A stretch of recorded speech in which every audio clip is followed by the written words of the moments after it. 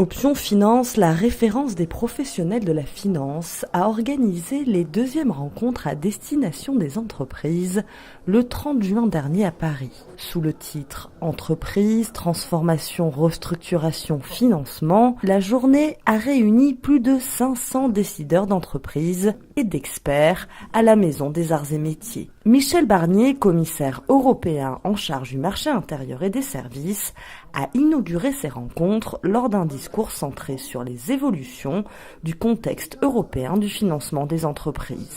La crise financière était d'une violence inouïe. Elle a failli tout faire exploser, et la zone euro en premier. Nous avons tiré les leçons en défensive, le dos au mur, mais on a tiré les leçons, on a rétabli les conditions de cette stabilité financière sans laquelle rien n'est possible. Aucune transformation, aucune restructuration, aucun investissement, aucune initiative de croissance n'est possible si il n'y a pas de stabilité. En ce qui concerne le contexte français, l'ordonnance du 12 mars 2014 relative à la prévention des difficultés des entreprises et des procédures collectives a été abordée au cours d'une séance plénière sur les débiteurs, les créanciers, les actionnaires et les prêteurs.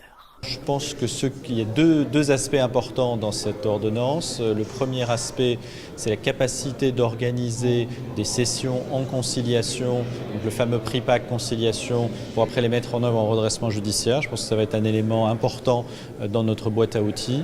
Et puis deuxième chose, la capacité pour les créanciers dans les comités en sauvegarde et en redressement judiciaire de présenter des plans concurrents, ce qui va permettre de mieux informer le tribunal sur des alternatives possibles. Je pense que ça va améliorer effectivement le traitement des entreprises en difficulté dans la mesure où ça instaure de nouvelles procédures. Donc ces nouvelles procédures vont accroître ce qu'on appelle la boîte à outils des procédures et vont permettre aux professionnels d'adapter, d'avoir plus de souplesse et plus de précision dans le traitement des difficultés rencontrées par les sociétés et d'adapter, de prendre la procédure la mieux adaptée aux difficultés rencontrées.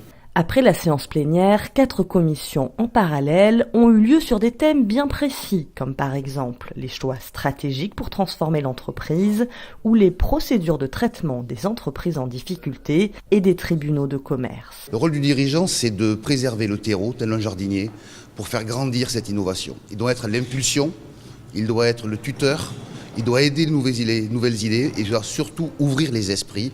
Les voyages forment la jeunesse, disait Montaigne. Il doit ouvrir les esprits pour acquérir des nouveaux modes relationnels, des nouveaux produits, innover en définitive. Le facteur clé d'une restructuration, pour moi, c'est tout d'abord de s'y prendre si possible, le plus tôt possible. Deuxièmement, de savoir constituer une équipe autour du chef d'entreprise, une équipe qui soit véritablement solidaire avec des gens expérimentés, parce que finalement nos métiers sont des métiers d'expertise, mais surtout d'expérience. Ensuite, c'est de ne pas se raconter des histoires, c'est-à-dire qu'il y a un diagnostic qui doit être fait, qui met du temps à être partagé par les différentes parties, mais il doit être partagé pour pouvoir construire une solution. Ce qu'on peut retenir, c'est premièrement préparation des dossiers, à savoir analyse en amont des forces et de faiblesses de chaque dossier, analyse très détaillée de la position concurrentielle, également analyse du management, et puis après on passe assez rapidement à une phase d'implémentation. Il faut bien prendre en compte que cette phase d'implémentation est également importante à la phase d'étude et d'analyse. En fin de journée, les prix de la transformation ont récompensé les entreprises qui ont su retourner leurs résultats et retrouver la croissance. La remise des prix a été présidée par Arnaud Montebourg, ministre de l'économie, du redressement productif et du numérique. Il y a beaucoup de dirigeants d'entreprises qui ont le sens de la restructuration, du changement, qui le font avec beaucoup de talent, avec des communautés humaines, des salariés, des cadres, des ingénieurs, des clients, des partenaires, des banquiers. Bien, nous voulons apporter notre soutien à ces retourneurs, comme on dit. Les rédactions d'Option Finance et Option Droit et Affaires ont sélectionné et transmis au jury les nominés pressentis. 3 entreprises ont été récompensées. C'est une reconnaissance d'un travail qui a été entamé il y a 20 ans déjà et qui finalement marque l'aboutissement d'une stratégie pour bâtir un champion français dans l'industrie avec un rayonnement mondial. D'abord, c'est un honneur et un privilège. C'est aussi un effort très collectif de toutes les équipes de Valtech qui depuis un peu plus de 3 ans ont œuvré pour faire de cette entreprise un leader mondial, ce qui nous réjouit aujourd'hui. On est heureux.